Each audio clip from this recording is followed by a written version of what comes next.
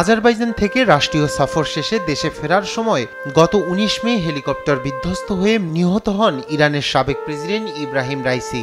মর্মান্তিক সেই দুর্ঘটনায় প্রাণ হারান রাইসির সঙ্গে একই হেলিকপ্টারে থাকা পররাষ্ট্রমন্ত্রী হোসেন আমির আবদুল্লাহিয়ান সহ বাকি আরোহীরাও। তবে এই হেলিকপ্টার বিধ্বস্তের কারণ নিয়ে চলে নানা আলোচনা।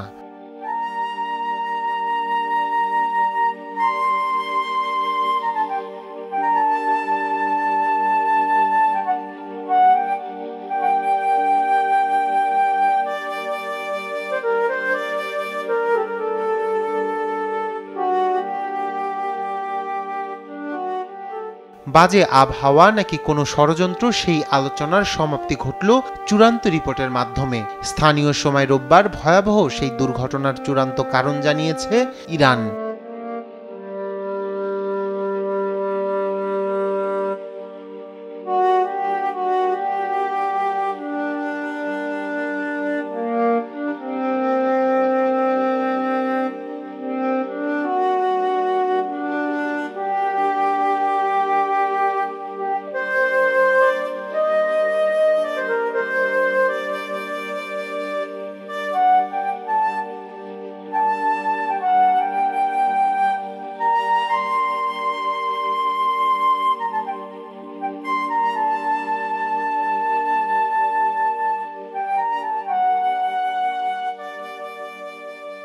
চূড়ান্ত প্রতিবেদনে বলা হয়, হেলিকপ্টার বিধ্বস্ত হওয়ার প্রধান কারণ ছিল ওই অঞ্চলের খারাপ আবহাওয়া।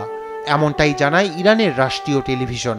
এই ঘটনার তদন্তের জন্য গঠিত কমিটির দেওয়া প্রতিবেদনে বলা হয়, ঘন কুয়াশার কারণে রাইসি এবং তার সঙ্গীদের বহনকারী হেলিকপ্টারটি পাহাড়ে বিধ্বস্ত হয়।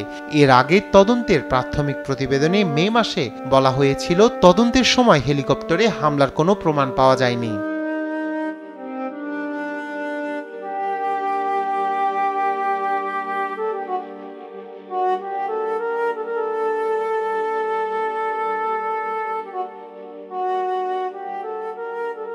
অপরদিকে আগস্টে বার্তা সংস্থা ফার্স জানায়, হেলিকপ্টারটিতে ধারণ ক্ষমতার চেয়ে বেশি যাত্রী বহন করা হচ্ছিল, আর এক্ষেত্রে উপেক্ষা করা হয়েছিল নিরাপত্তা প্রোটোকলকে। তবে ফার্স নিউজের সে প্রতিবেদন প্রত্যাখ্যান করে দেশটির সেনাবাহিনী।